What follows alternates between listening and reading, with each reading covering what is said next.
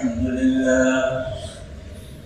لله نحمده ونستعينه ونستغفره ونؤمن به ونتوكل عليه ونعوذ بالله من شرور أنفسنا ومن سيئات أعمالنا من يهده الله فلا مضل له ومن يضلل فلا هادي له ونشهد أن لا إله إلا الله وحده لا شريك له ونشهد أن محمدا عبده ورسوله أما بعد فأعوذ بالله من الشيطان الرجيم بسم الله الرحمن الرحيم وأمر أهلك بالصلاة واصطبر عليها لا نسألك رزقا نحن نرزقك والعاقبة للتقوى صدق الله مولانا العظيم رب اشرح لي صدري ويسر لي أمري واحلل عقدة من لساني يفقهوا قولي سبحان ربك رب العزة عما يصفون وسلام على المرسلين والحمد لله رب العالمين اللهم صل على محمد وعلى آل محمد كما صليت على إبراهيم وعلى آل إبراهيم إنك حميد مجيد اللهم بارك على محمد وعلى آل محمد كما باركت على إبراهيم وعلى آل إبراهيم إنك حميد مجيد بزرگان محترم برادران اسلام، جو آیت کریمہ تلاوت کی گئی، اس آیت کریمہ میں اللہ تبارک و تعالی اپنے حبیب پاک صلی اللہ علیہ وسلم کو حکم فرماتے ہیں وَأْمُرْ أَهْلَكَ بِالصَّلَاةِ وَاصْطَبِرْ عَلَيْهَا، اے میرے حبیب پاک صلی اللہ علیہ وسلم، آپ اپنے گھر والوں کو نماز کا حکم دیجیے اور اس نماز میں قائم رہیے، یعنی پابندی کے ساتھ ادا کیجیے۔ لا نسألك رزقا، ہم آپ سے رزق کا سوال نہیں کرتے، نحن نرزقك، رزق کو ہم آپ کو دیتے ہیں، والعاقبۃ للتقوی، تقوی والوں کا بہتر انجام۔ یہ حکم دراصل اللہ تبارک و تعالی پوری امت محمدیہ صلی اللہ علیہ وسلم کو عطا فرماتے ہیں۔ ہمارے آقا سرکار دو عالم صلی اللہ علیہ وسلم سے بڑھ کر نماز کا پابند کون ہوگا؟ آپ سے بڑھ کر نماز خشوع اور خضوع کے ساتھ ادا کرنے والا کون ہوگا؟ اللہ کے حبیب پاک صلی اللہ علیہ وسلم نے تو فرمایا تھا کہ نماز میری آنکھوں کی ٹھنڈک ہے، اور حدیث پاک میں ہے کہ اللہ کے حبیب پاک صلی اللہ علیہ وسلم کو کوئی اہم مسئلہ پیش آتا، کوئی دشواری پیش آتی، مشکلات کا سامنا کرنا پڑتا، تو آپ نماز کی طرف متوجہ ہو جاتے، نماز میں مشغول ہو جاتے۔ تیز آندھی چلتی تو اللہ کے حبیب پاک صلی اللہ علیہ وسلم نماز میں مشغول ہو جاتے، اور اللہ کے حبیب پاک صلی اللہ علیہ وسلم نے فرمایا نماز پڑھو، نماز میں شفا، اور اللہ تبارک و تعالیٰ کے نزدیک یہ بہت ہی پسندیدہ عبادت ہے۔ علماء فرماتے ہیں شریعت مطہرہ کے جتنے احکامات ہیں وہ تمام احکامات اللہ تبارک و تعالیٰ دنیا ہی میں دے دی۔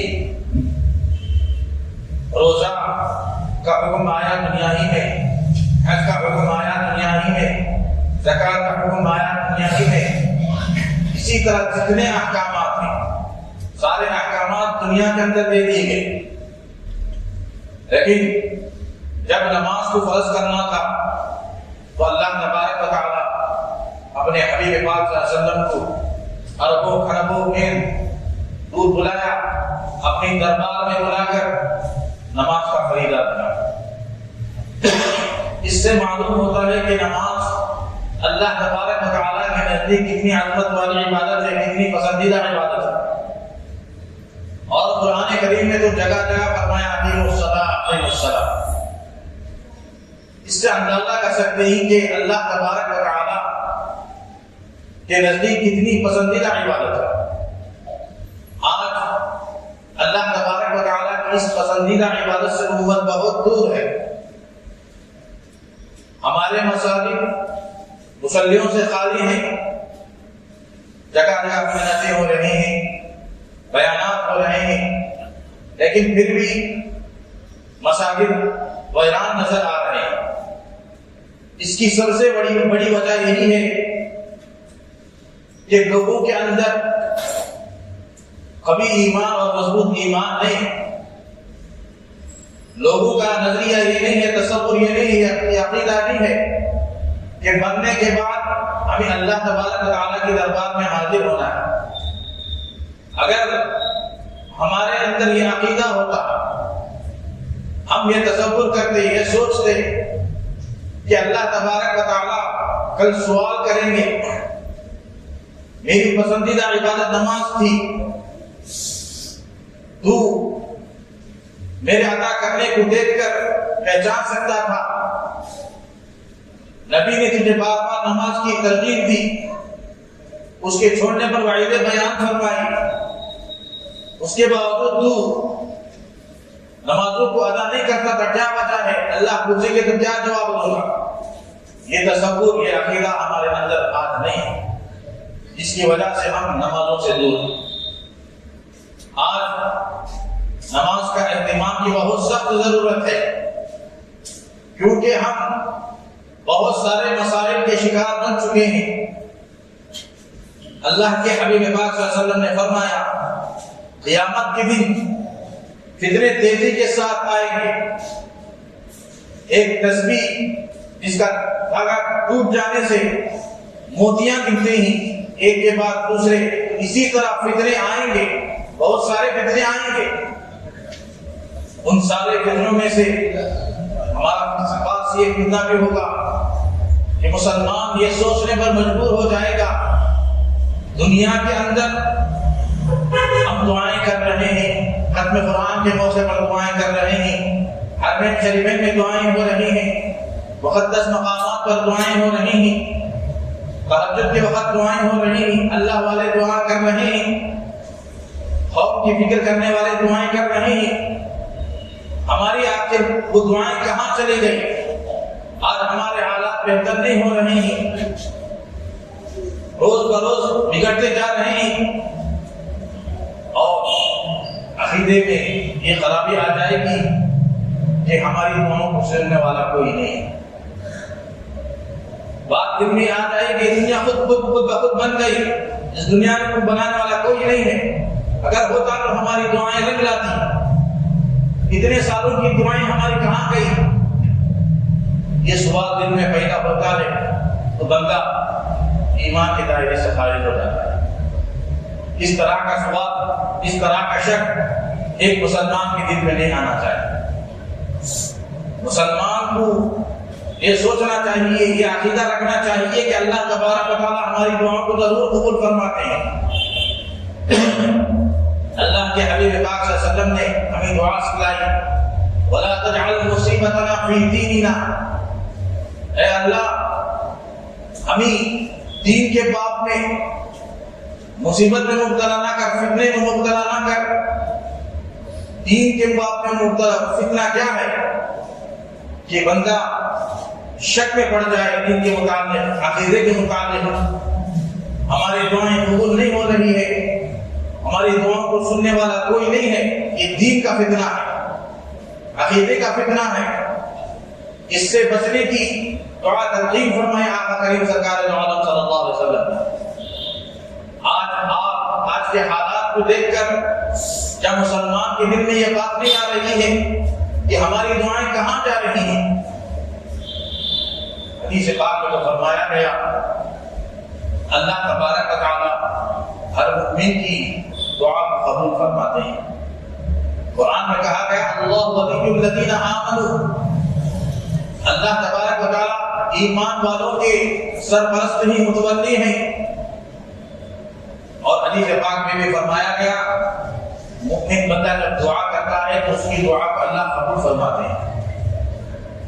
اللہ کی حکمت و مصلحت میں ہوتا ہے، فوراً اسے وہ چیز عطا کر دیتے ہیں۔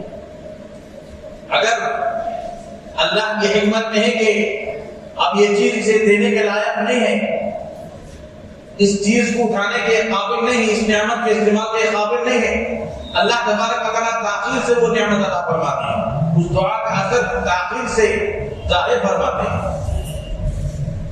اگر تاخیر سے بھی وہ نعمت نہیں ملی، اللہ تبارک و تعالیٰ اس دعا کی برکت سے کوئی اور نعمت سے نوازتے ہیں، کوئی اور نعمت بھی نہیں ملی، اللہ تبارک و تعالیٰ اس دعا کو آخرت کے لیے ذخیرہ بنا کر کے رکھتے ہیں۔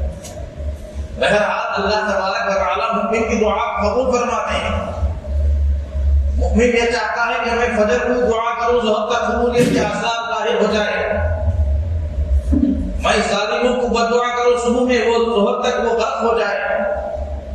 علماء فرماتے ہیں کہ اللہ تبارک و تعالیٰ کے اندر تعصب کی صفت نہیں۔ تعصب کیا ہے؟ بندے کے اندر اثر آ جانا، کوئی مجھے گالی دے تو مجھے احساس ہوتا ہے، میرے اندر اثر پیدا ہو جاتا ہے، میرا چہرہ بدل جاتا ہے، تغیر آ جاتا ہے، یہ تعصب ہے۔ کوئی مجھے مارے تو میرے اندر تعصب آ گیا، میرے اندر تبدیلی آ گئی، کسی مظلوم کو دیکھتا ہوں، کسی تکلیف زدہ آدمی کو دیکھتا ہوں، میری طبیعت بے چین ہو جاتی ہے، یہ تعصب ہے۔ اللہ تبارک و تعالیٰ اس تعصب کی صفت سے پاک ہے۔ اللہ تبارک و تعالیٰ انتقام لینے والے نہیں، اللہ کے اندر تعصب ہوتا، انتقام کی صفت ہوتی تو آج کوئی انسان دنیا میں باقی نہ رہتا۔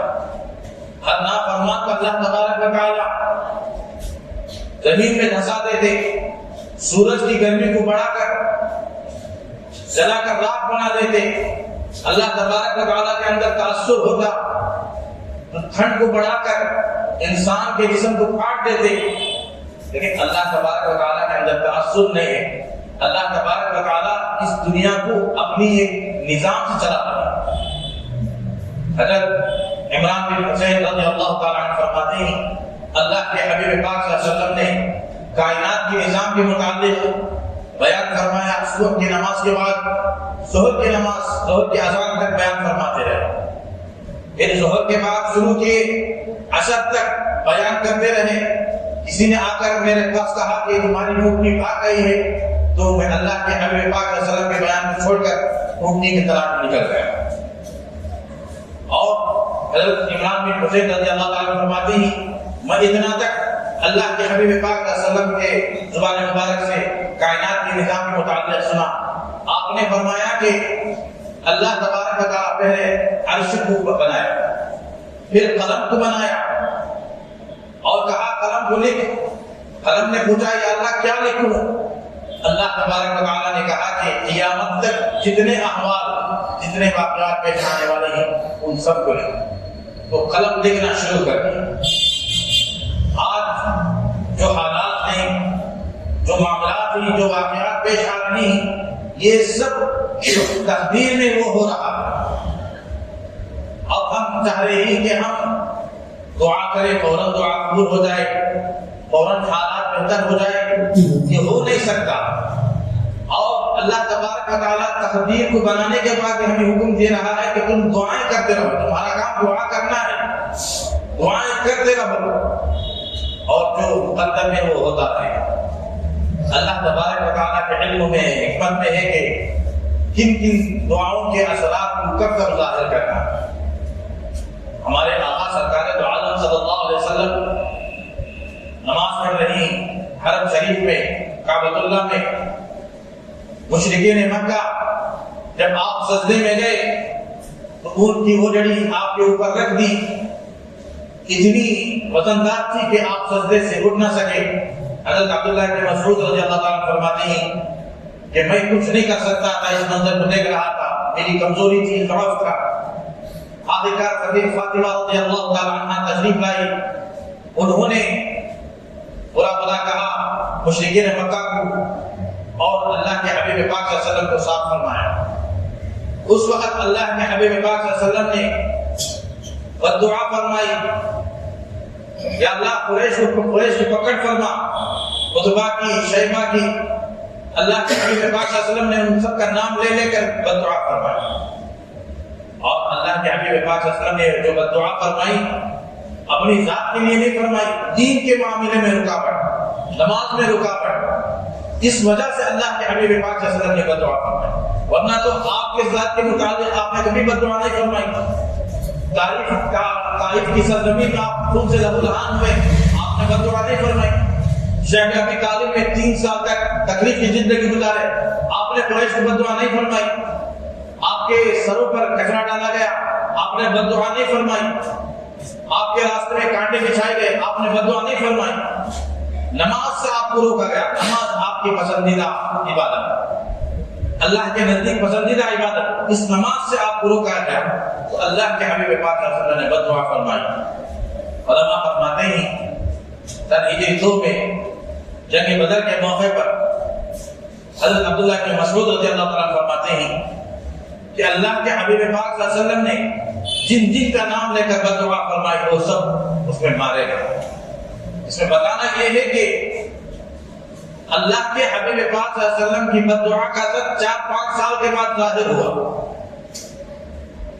اللہ کے قریب قریب اللہ کے محبوب، ان کی دعا کا اثر، بد دعا کا اثر 4-5 سال کے بعد ظاہر ہو رہا ہے۔ ہمارا کھانا پینا برابر نہیں، ہمارے آمدنی میں شکر شبہات اور صاف صفائی نہیں، شریعت میں ہم کچے، دین میں ہم کچے، ہماری زندگی سنت کے خلاف، اس سب کے باوجود ہم چاہ رہے ہیں کہ ہم صبح کو دعا کریں اور اللہ تک پورے آسان ظاہر ہو جائے۔ یہ ہو نہیں سکتا۔ ہمارا کام صرف دعا کرنا ہے، دعا کرتے رہیں۔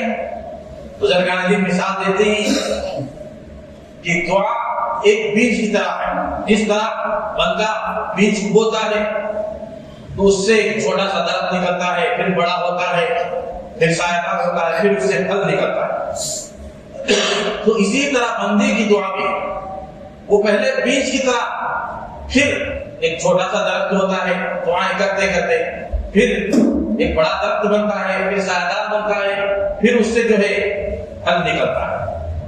تو ہمارا کام دعائیں کرتے رہنا ہے اور دعا کے آداب میں ہی، اور ایک ایک دعا کو گر گرا کر مانگتے رہنا چاہیے، اس سے دعائیں قبول ہوتی ہیں۔ امی جان عائشہ صدیقہ رضی اللہ تعالیٰ عنہا فرماتی ہیں اللہ کے حبیب پاک صلی اللہ علیہ وسلم نے دعا فرمائی، پھر دعا فرمائی، پھر دعا فرمائی۔ اسی طرح اللہ کے حبیب پاک صلی اللہ علیہ وسلم نے بار بار ایک دعا کو دعا کرتے رہے۔ حضرت عبداللہ بن عمر رضی اللہ تعالیٰ عنہ فرماتے ہیں میں اللہ کے حبیب پاک صلی اللہ علیہ وسلم کے ساتھ بیٹھا تھا، آپ دعا فرما رہی رب اغفر لی وتب علی انک انت التواب الرحیم، اے میرے پروردگار میرے گناہوں کو بخش دیجیے، میری توبہ کو قبول فرما لیجیے، آپ توبہ قبول کرنے والی ہیں، رحم کرنے والی ہیں۔ میں اس دعا کو کرتے ہوئے اللہ کے حبیب پاک صلی اللہ علیہ وسلم نے دیکھا کہ آپ نے 100 سے زائد مرتبہ اسی دعا کو کرتے رہے۔ تو دعا کرنے کا طریقہ یہ ہے کہ ہمیں جو چیز چاہیے، ہماری جو مراد ہے، اس مراد کو اللہ تبارک و تعالیٰ کے پاس عاجزی کے ساتھ گڑ گڑا کر بار بار تکرار کے ساتھ مانگتے رہے تو اللہ تبارک و تعالیٰ ضرور قبول فرماتے ہیں۔ ہم دعائیں کرتے ہیں، ہمارا ذہن کہیں اور ہوتا ہے، غفلت سے ہم دعا کرتے ہیں تو اس طرح کی دعا اللہ تبارک و تعالیٰ قبول نہیں فرماتے۔ تو میرا حال میرے محترم بزرگ اور دوستو، اللہ تبارک و تعالیٰ فرماتی ہیں آپ کے حبیب پاک صلی اللہ علیہ وسلم کو، اے میرے حبیب پاک صلی اللہ علیہ وسلم آپ اپنے گھر والوں کو نماز کی تاکید کیجیے، نماز کی ترغیب کیجیے اور اسی پر آپ قائم رہیں۔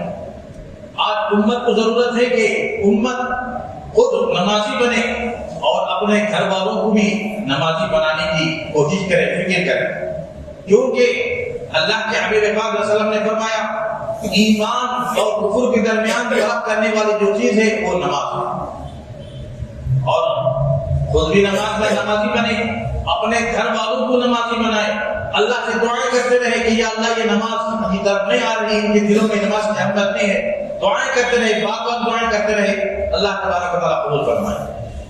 اور نماز کے ساتھ ساتھ اپنی اولاد کی دینی فکر، ایمانی فکر، آج ہر طرف سے باطل ہمارے بچوں کے ایمان پر حملہ کرنے کی کوششیں کر رہا ہے، اسکولوں کے ذریعے سے، اداروں کے ذریعے سے، کارخانوں کے ذریعے سے ایمان پر حملہ ہو رہا ہے۔ اگر ہم نے ابھی سے اب ہمارے بچوں کے دلوں کے اندر ایمان کو قوی اور مضبوط نہیں بنایا تو اندیشہ ہے کہ یہ باطل سے متاثر ہو کر ایمان سے خارج ہو جائیں گے۔ تو ایمان دنیا کائنات کے اندر جو سب سے بڑی دولت ہے وہ ایمان کی دولت ہے۔ اللہ سے ہمیشہ مانگنے کی جو چیز ہے، اللہ سے یہ دعائیں ہمیشہ مانگتے رہے، یا اللہ ہمارے ایمان کو قوی اور مضبوط بنا، ہماری نسلوں کی ایمان کو قوی اور مضبوط بنا، ایمان کا خاتمہ نصیب فرما۔ یہ دعائیں روزانہ مانگتے رہنا چاہیے، کیونکہ ایمان کے بغیر جنت میں نہیں جا سکتا بندہ، داخلہ نہیں ہو سکتا جنت میں۔ ایمان ہی اصل چیز ہے۔ بہرحال میرے محترم بزرگوں اور دوستوں، ایمان کی حفاظت نماز سے ہوتی ہے، ایمان کی حفاظت دعاؤں سے ہوتی ہے۔ اللہ تبارک و تعالیٰ سے دعا ہے کہ اللہ تبارک و تعالیٰ باطلوں کی سازشوں کو ناکام بنائے، ہمیں اور ہماری نسلوں کی ایمان کی حفاظت فرمائے، اور ہم سب کو پکا سچا نمازی بنائے، مساجد کو آباد کرنے والا بنائے۔ آمین وآخر دعوانا الحمدللہ رب العالمین۔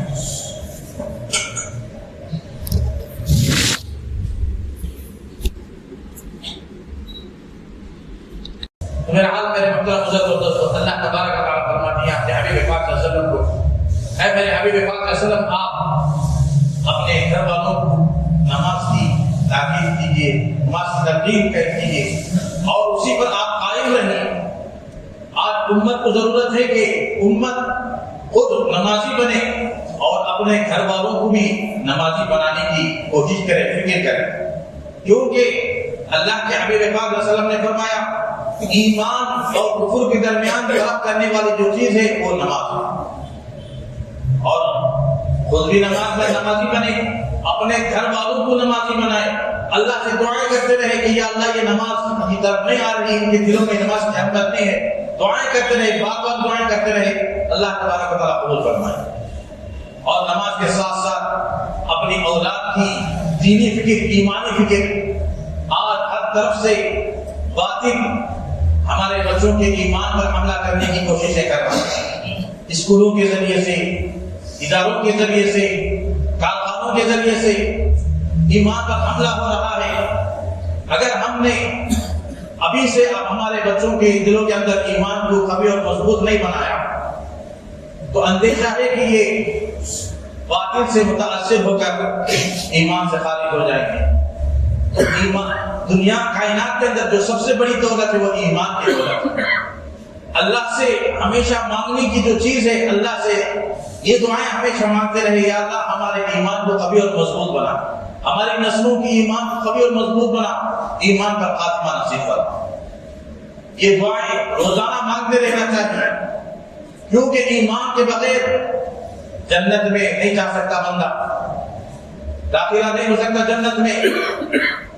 ایمان ہی اصل چیز ہے۔